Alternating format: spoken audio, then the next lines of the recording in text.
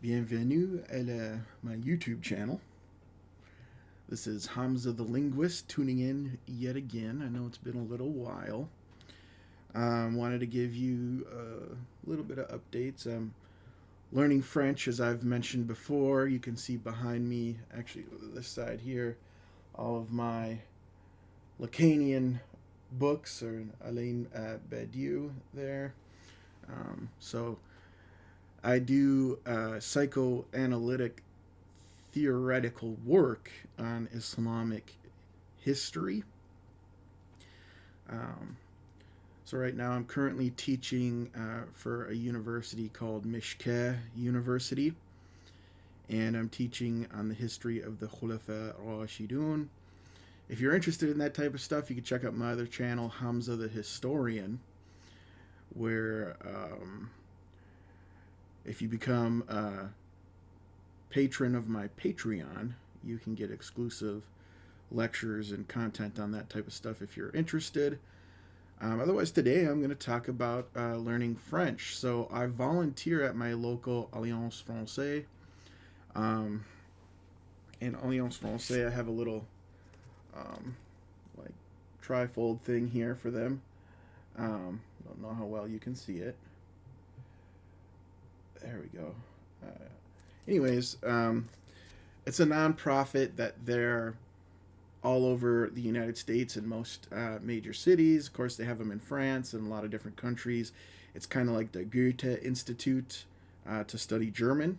So they promote studying the French language, and I volunteer there in their little bookstore they call La Boutique. And while I was volunteering today, I found this interesting little book they were selling, and I bought it right away, called Flirting with French: How a Language Charmed Me, Seduced Me, and Nearly Broke My Heart. William Alexander. And it's a good book about language learning and polyglottery, but especially just the journey of learning language, especially as a older adult. I'm 30 years old myself now, so I feel very much middle aged. And this guy, he's a boomer, and he talks about how all the linguists generally would say, "Oh, you can't, learn language when you're old. You're nowhere near gonna, be as good as, someone who's younger, and you might as well just give up." And so I'm gonna read you a little bit from this book where he talks about a linguistics conference that he went to. Um, and it's like a applied linguistics conference that this guy was at. And I'll start here. He says, "I excuse myself and rush off to wolf down a muffin." Better not attempt a word for word translation of that phrase into any language. On the way to the next session, where I hear that not only does the ability to acquire a second language become greatly diminished after adolescence, but the degradation continues linearly. That is, with each year, each decade, that I didn't get around to learning French, the goalposts have moved further away. What was once a relatively easy 15-year field goal has now become 57 nigh, going on 58 years. Even by NFL standards, a long kick. If I had known this 40 years ago, had realized back then that I was in a virtual now or never situation, I would have moved up. Would I have moved up the priority of this task? Attempted the kick before losing more yardage? More bad news. I learned that I will always have a strong accent because any second language I acquire will be filtered through the matrix of my first. The presenters themselves, nearly all foreign born, often struggle with English during their talks, and I find myself thinking, geez, if the experts are having this much trouble, things don't look good for me. I discover to my great surprise that Finns who moved to Sweden at the age of 3 never attain native proficiency. Finns and Swedes? Isn't that like New Englanders and Southerners? Don't they already speak nearly the same language? You just shift around an umlaut or two. Certainly, these two Scandinavian languages are far closer to each other than French and English. They're actually not. They're completely different language families, but that's another story for another time. This conference is looking like the worst pregame pep talk ever. The coach in the locker room warning, truth is, these guys are bigger and faster and smarter than we are, so forget winning. Just try not to get hurt, boys. Until that is, I sit down to lunch with Vince Lombardi, actually Heidi Burns, a professor of German at Georgetown University and president of the American Association for Applied Linguistics. It soon becomes clear that I've come upon the right woman. I know this because she opens the conversation by telling me I've come to the right woman. This feisty 66-year-old with a bit of rebel in her tells me not to listen to all the naysayers present. The general trope out there is, hey, by the time you're 15 or 16 or 17, it's over. I just don't buy it at all. It may be over, quote unquote, whatever that means, for your phonetic features perhaps, but then you have to ask yourself, is that really the most important thing? That I'm so completely indistinguishable as far as my accent is concerned? I don't think so. The speakers do seem overly focused on this issue, yet even in the United States, a New Yorker sounds very different from a Californian. Furthermore, I point out, I love a woman with a French accent. If the actress Audrey Tautou spoke English without her gorgeous accent, she probably wouldn't be a star here. There you go, Burns agrees. And yet, as we heard one more time today, that is an absolutely critical aspect of whether or not you pass. Perhaps the picture isn't so bleak after all. As Burns and I continue discussing this gathering of professors and students of applied linguistics, I tell her I'm surprised by the highly theoretical nature of the presentations.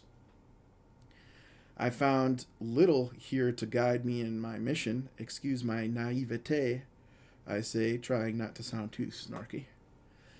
But I thought applied linguistics meant that at some point we're going to apply it. Burns speaks with animation but slowly, drawing out the occasional word for emphasis while adding meaning to her spoken words with her expressive hands. Rubbing them together, pulling them apart, occasionally punctuating it all with a rich, hearty laugh. German-born, she is completely fluent in English with traces of an accent. Not German, that's hard to place. More regional American, perhaps, than foreign. You have a field of applied linguistics that over the last 30 years or so found it necessary to establish its scientific credentials. And the way to do that was by very strong theorizing. I've noticed this too in the field of linguistics recently, that it's become overly concerned with appearing scientific, whatever that means, or empirical, which is, modern Western science isn't the only epistemology out there or the way to truth. It's one way amongst many, and just like psychoanalysis over here, linguistics is getting caught up in this trap of empiricism and trying to look scientific, and getting caught into scientism, rather than being quote unquote critical or scientific or what have you. It's all like plastic words and sounds very colonizing to me. And Elizabeth Rudanesco, she has this book, Pourquoi le psychanalyse, like why psychoanalysis, and she argues that empiricism doesn't have the answer to everything, and theoretical, I guess you could say theoretical knowledge without having the blinders of empirical scientism often leads to important analyses,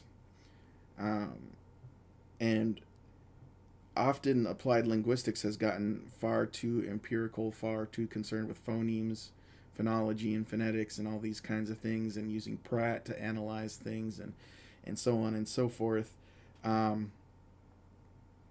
And it's like whenever a branch of knowledge is new, and you can look at Michel Foucault's book, The Order of Things. Whenever there's a new branch of knowledge, it has to theoretically substantiate itself to have authority as a legitimate branch of knowledge. And so linguistics still seems to be kind of caught up in that phase, which I think is rather pointless in a sense. Not completely pointless, but like, when are we going to move beyond that and just do the applied work? And that's the frustration of this author here, William Alexander. That's all well and good, and having spent most of my adult life working in a research institute, I'm all for basic science, but I wonder aloud, has all this theorizing and research yielded any practical results? It seems to me we have a huge problem in this country, I say. I have a friend, a very sharp guy who studied French from the 4th grade through his sophomore year in college. 11 years of French, and he goes to Paris and find out he can't speak or even understand French. And this is not an uncommon story. Burns nods vigorously. Isn't this a huge indictment of the state of language instruction in this country? This conference is in its 3rd decade. After all this talk, all these papers, posters, after 30 years, have we made any progress in teaching foreign language? Burns tells me about the program they developed in Georgetown University's German department, whereby teaching German in a fashion in which content learning and language learning can occur simultaneously, in which every class attempts to connect the learning of a language with what you are going to be doing with that language. They also did this at the University of Chicago when I took German there. Everything that I read in German was related to my field of Middle East history and Islamic studies. They have students coming in not knowing a word of German who are able to enroll in a German university just after 4 semesters. Of course, Burns is speaking of 18 and 19-year-olds with their nimble brains. I ask her, if you had me, not at 18, but now at 57, when I can't even remember where I put the car keys, she doesn't let me finish. I could do it. I feel like Eliza Doolittle talking to Henry Higgins. Really? Absolutely, because instead of thinking of you as a deficit learner, and you heard that too today, you're a deficit critter because you're past 15 or past puberty. Well, we're not going to dwell on that. We're not going to change that. That's a birth phenomenon. I like that phrase. I'm not old, merely experiencing a birth phenomenon. Instead of letting my age handicap me, Burns says, she would build on it. Instead, I'm going to say he's a reasonably intelligent adult. Let me take the cognitive abilities, the literate abilities, the interests that he has, and use those and say, can I do something with them? Precisely because I know an adult learner is different from a child learner. So rather than look at you as a deficit critter, I'll say, look what he can bring to the enterprise. What can I, bring to the enterprise? My relative mystery of my first language, for one thing. I already know how language works. My maturity, for another. You have a sense of yourself in contrast with some of our 18 or 19-year-olds, where this is a serious issue. They still are working on their identity. You know who you are. Last time I checked, about 4 hours ago, I was 57-year-old laughing at the Three Stooges on the hotel TV. But best not to bring that up. She tells me that students who go abroad for an immersion program are often afraid to speak, for fear of embarrassing themselves.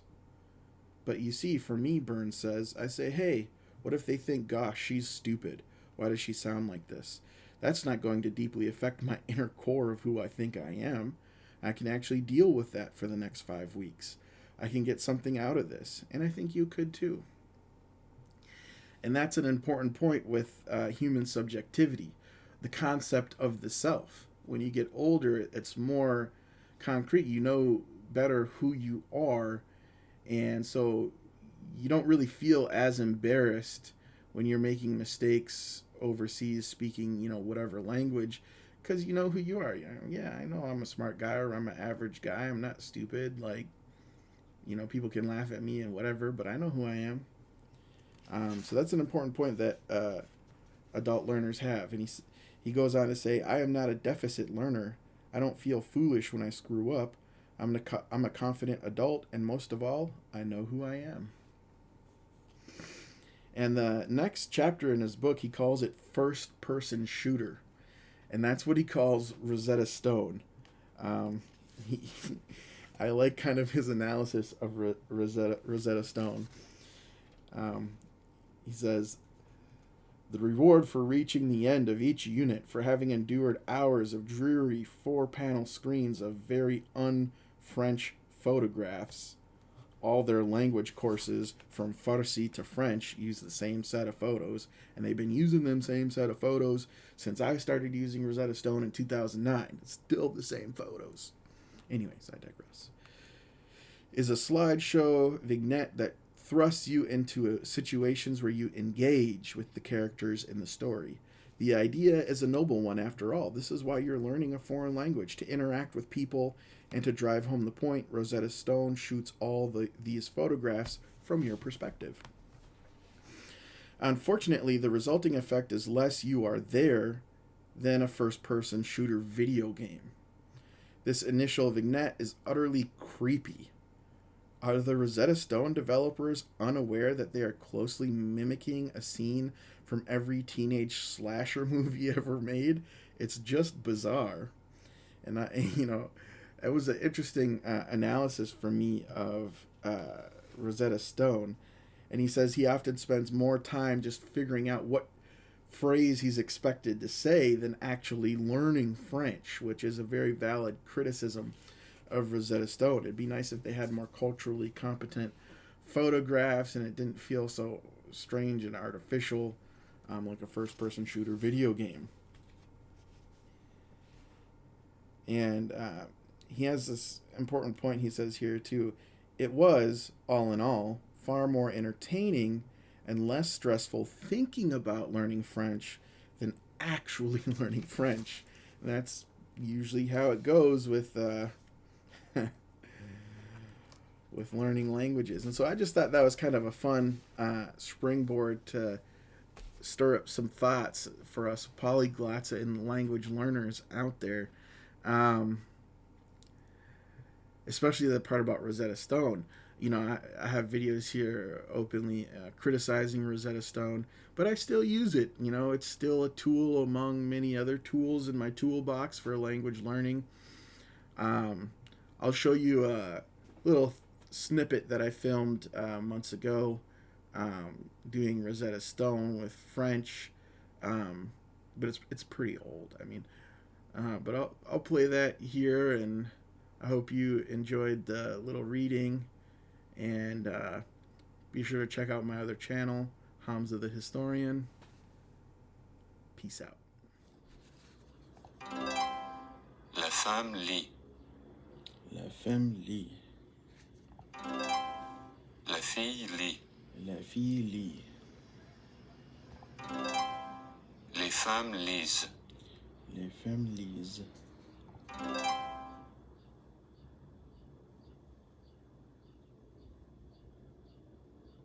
Des garçons. Des garçons. Des garçons. Des filles. Des filles. Des filles. Des filles. Des hommes. Des hommes. Des hommes. Des femmes. Des femmes. Des femmes.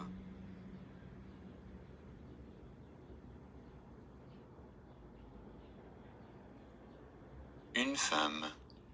Une femme. Des femmes. Des hommes. Des hommes. Un homme. Un homme.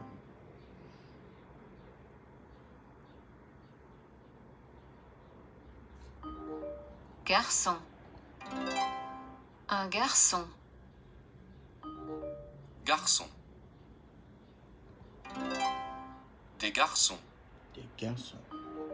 Fille. Une fille. Une fille. Fille.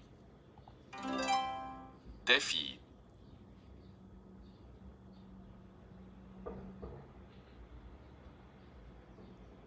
Les garçons mangent. Les garçons mangent. Les garçons mangent. Les filles courent. Les filles courent. Les filles courent. Les femmes boivent. Les femmes boivent. Les femmes boivent. Les hommes lisent. Les hommes lisent. Les hommes lisent.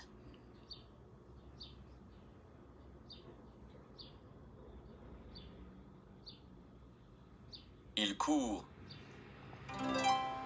Elle lit. Elle boit. Il mange.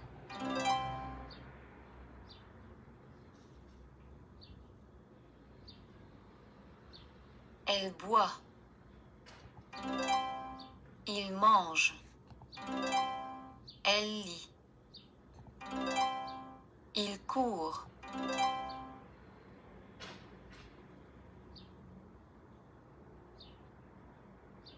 Ils boivent. Ils boivent. Elle court. Elles courent. Ils lisent. Ils lisent. Elle mange. Elles mangent.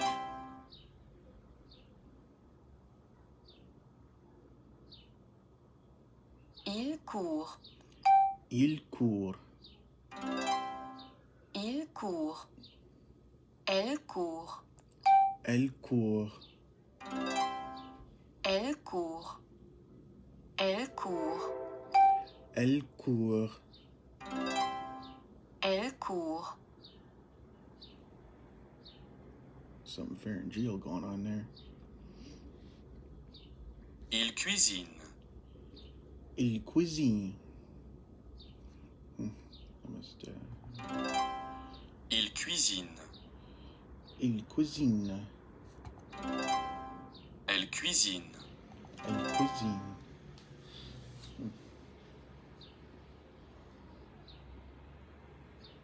Les garçons nagent. Les garçons nagent. L'homme nage. L'homme nage. La fille nage. La fille nage. Les femmes nagent. Les femmes nagent.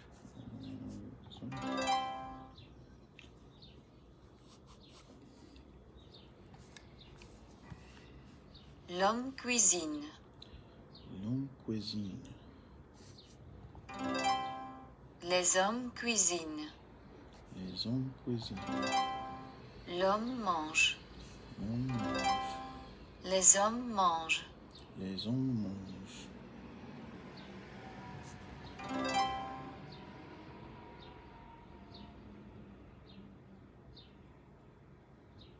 La femme court.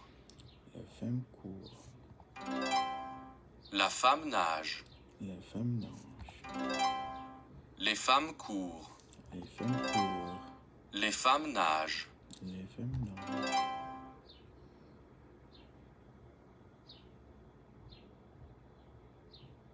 Il nage. Il nage. Il nage. Il court. Il court. Il court.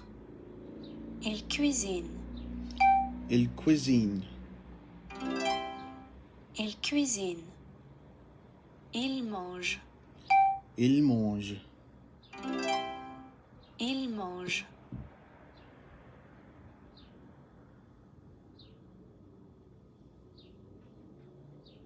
Elle écrit.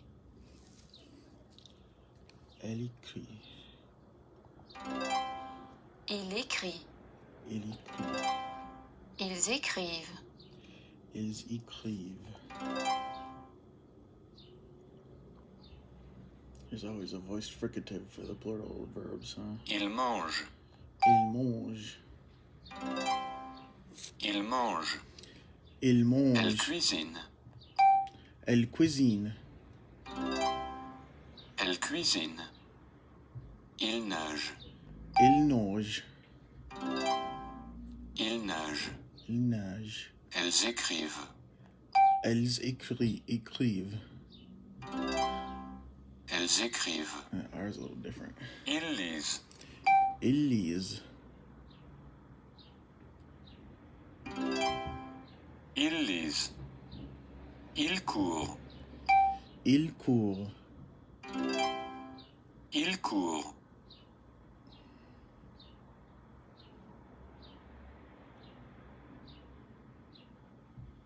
La fille écrit. La fille écrit. Oh, it wants me to pick it now. La fille lit. La fille lit. Les filles écrivent. Les filles écrivent. Les filles lisent. Les filles lisent. Oh, just one. Les Oh. filles lisent. Oh, I'm getting myself confused. Wish the pictures are more clear. Elle lit. Elle lit. Elle lit. Il boit. Il boit. Il boit. Elle écrit. Elle écrit. Elle écrit. Il mange. Il mange. Il mange. Il mange.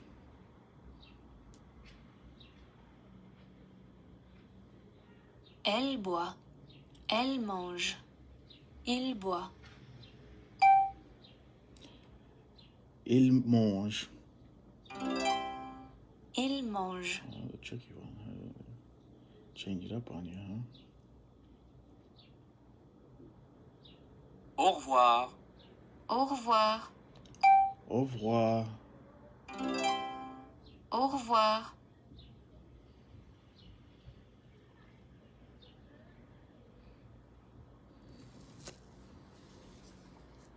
It's mostly good.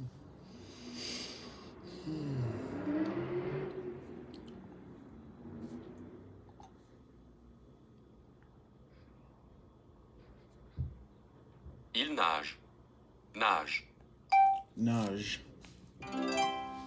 Nage.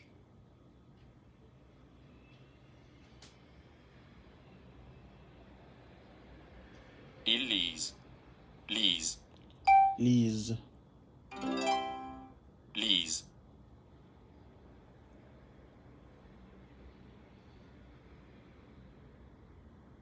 Elle lit. Lit. Lit. Lit.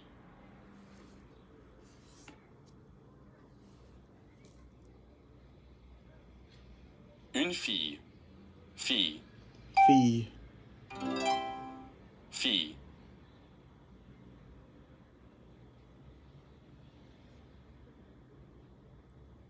Une femme. Femme. Femme. Femme.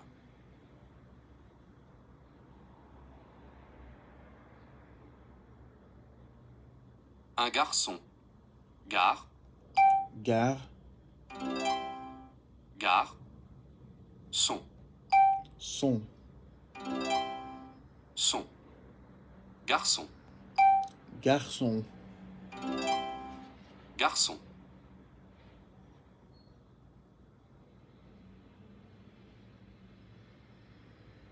Un homme. Homme. Homme. Homme.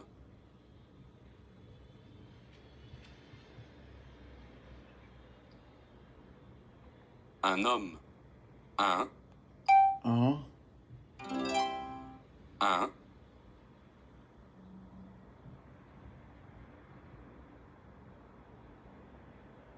Elle écrit. Et. Et. Et. Crie. Crie. Crie. Écrit. Écrit. Écrit.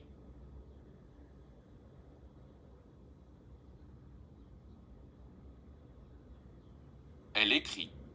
Elle Elle écrit. écrit. Écrit. Elle écrit. Elle écrit. Damn, okay, I'm struggling with that. Elle écrit. Écrit. Elle écrit.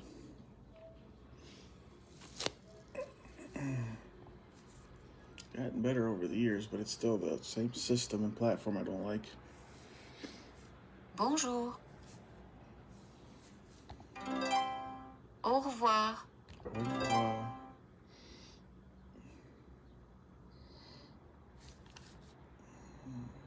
Un garçon. Un garçon. Une femme. Une femme. Une fille. Une fille. Un homme. Un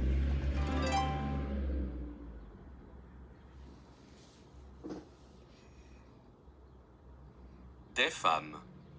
des femmes. Des filles. Des filles. Des hommes. Des hommes. Des garçons. Des garçons.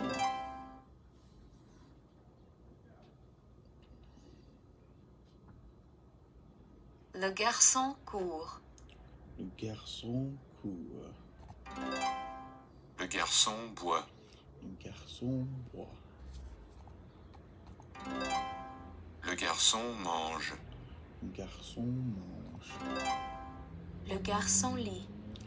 Le garçon lit.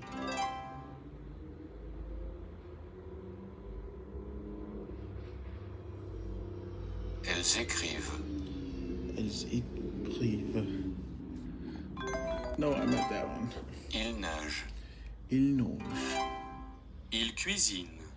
Il cuisine.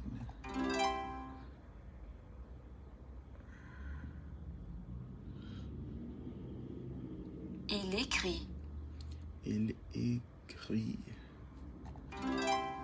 Elle écrit. Elle écrit. Ils écrivent. Ils écrivent. If it'll work.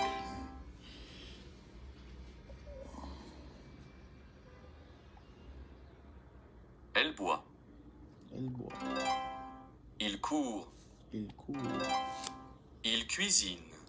Il cuisine. Elle lit. Elle lit. Il nage. Il nage. Il mange. Il mange.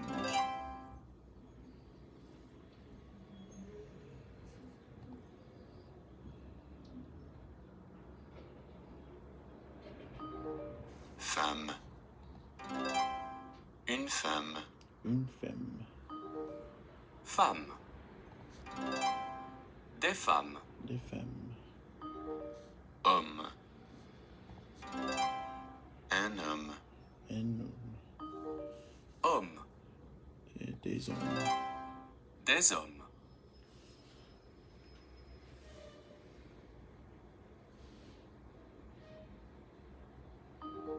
Garçon. I mean, Rosetta Stone has got to be real lazy because over like 12 years they got the same dang stock photos. Like, change them up, please. Please, for the love of God. Un garçon. Un garçon. Garçon. Des garçons. Des garçons. Fille. Une fille. Une fille. Fille.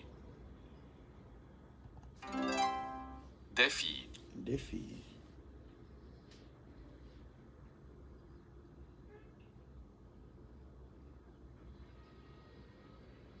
Les femmes courent. Les filles courent. Les filles courent. La fille court. La femme court. La femme court. Les filles courent. Les filles courent.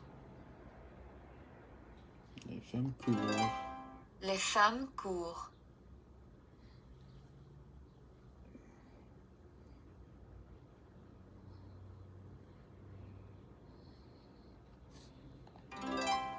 Le garçon lit. Le garçon lit. L'homme lit.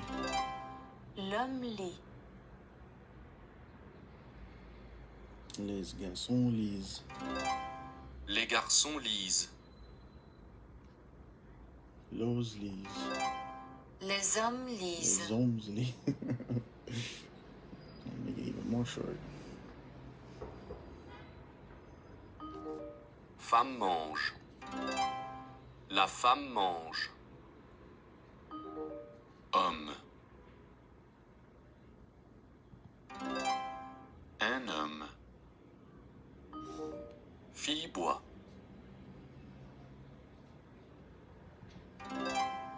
La fille boit. Garçon mange. Le garçon mange. Femme. Des femmes.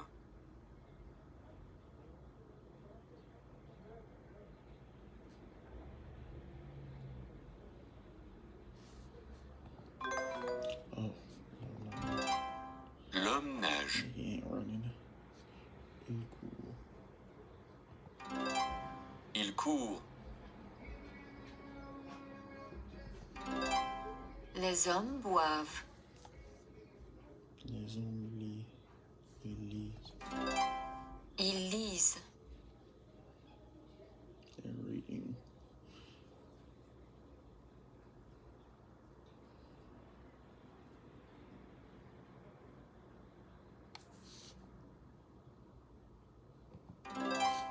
La fille écrit. La fille écrit.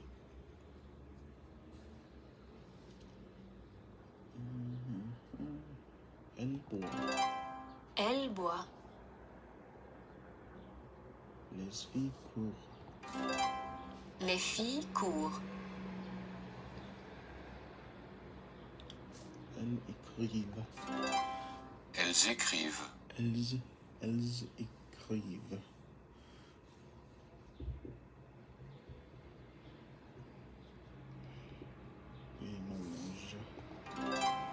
Ils mangent. Ils mangent. Ils boivent. Ils boivent. Boivent.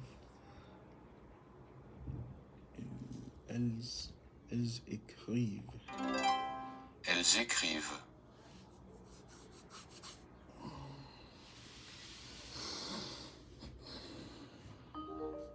Boit.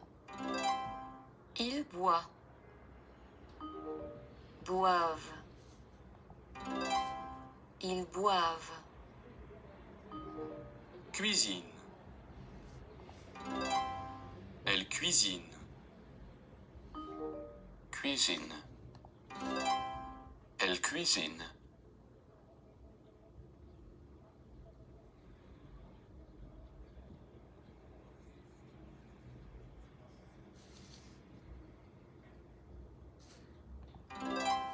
La femme nage. Les femmes nagent. L'homme mange. L'homme mange. Les hommes mangent.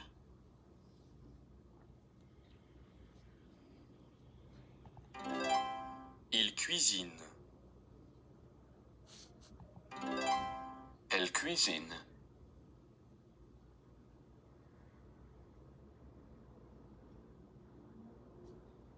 Il nage. Ils nagent. Les femmes. Mangent. Les femmes nagent. Le garçon. Le garçon mange. Le garçon mange. Il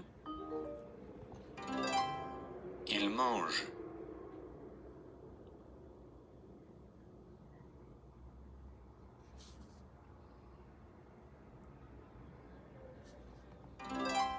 La fille lit. Les filles lisent. Elle écrit. Elle écrit. Elles écrivent. Elles écrivent. Elles Elles écrivent. Il boit. Il boit. Ils boivent. Ils boivent. Ils boivent. La femme court. La femme court. Les hommes courent. Les hommes courent.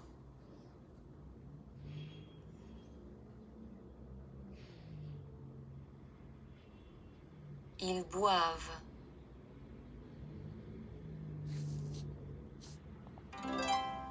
Ils écrivent. Il boit. Il court.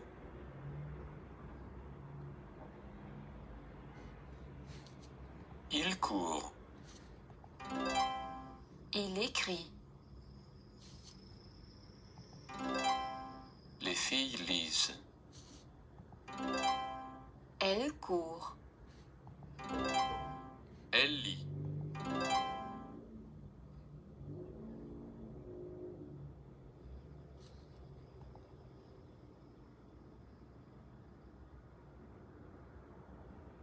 Il mange.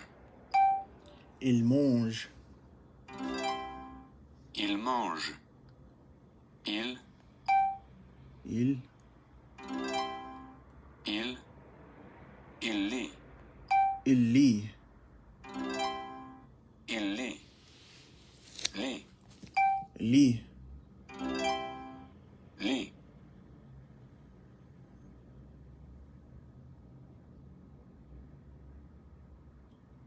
Il mange. Il lit. Lit. Lit.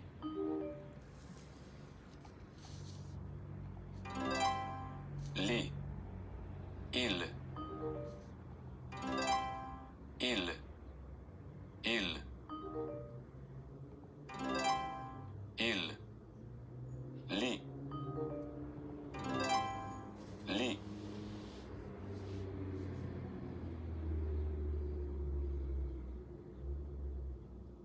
Une fille. Une fille. Une fille. Ille. Il. Ille. Il écrit. Il écrit. Il écrit. Il. Il. Il.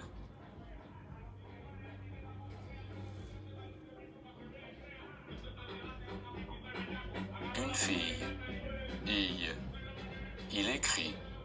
Il. Il. Il. Il. Il. Ille. Ille. Il. Ille. Il. Ille. Double L like Spanish. Elle lit. Elle lit. Elle lit. Lit. Lit. Lit. La femme. La femme. La femme. La. La. La.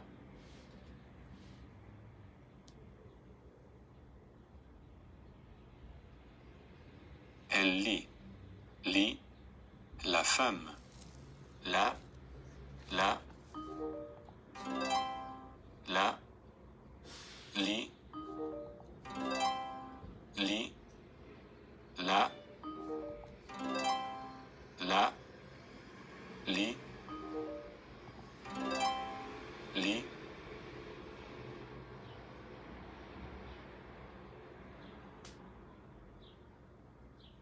La. La. Oh, click on it. Il. Lit. Ille.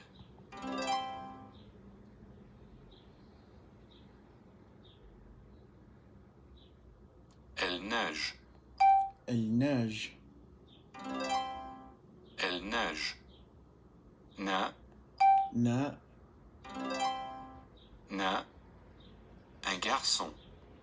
Un garçon. Un garçon. Ga, Ga. ga.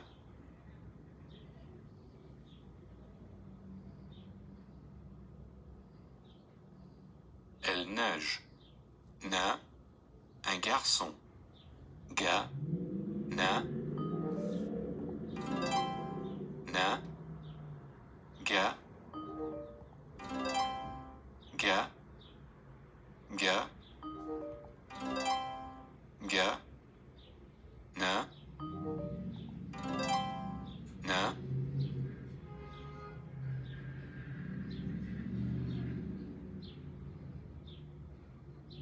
ga, la, fa, na,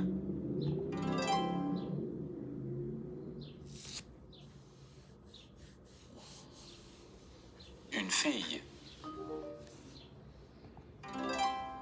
Une fille. La femme.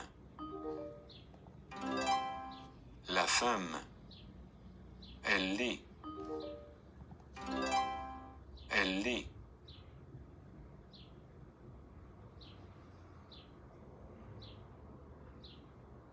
Un garçon. Un garçon. Il neige. Il neige. Ils lisent. Ils lisent.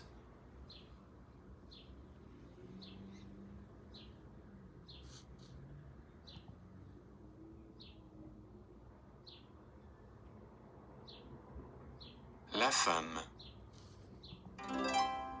Une fille. Il lit.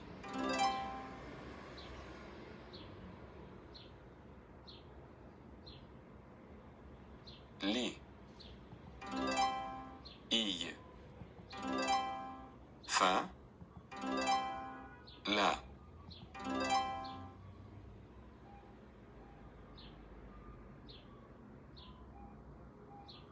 Il neige. Un garçon. Ils lisent.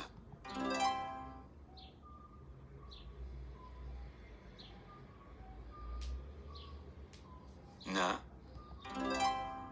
Ga. La. Li.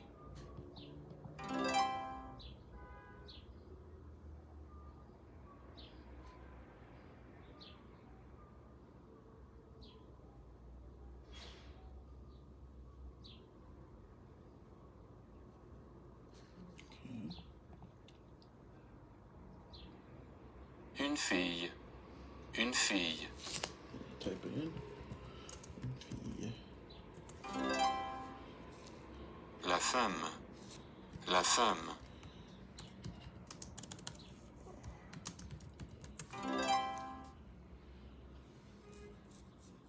Let's change it to my French keyboard.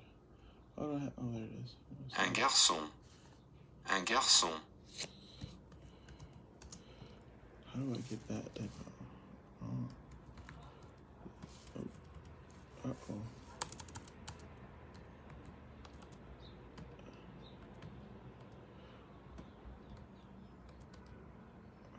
Oh. My French keyboard is set up different.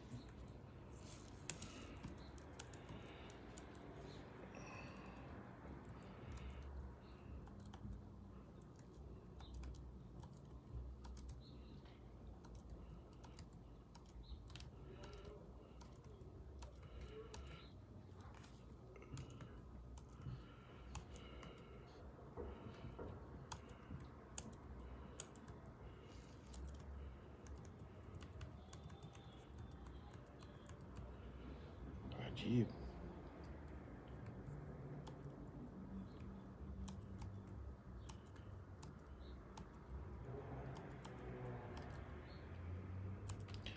Well, that's weird.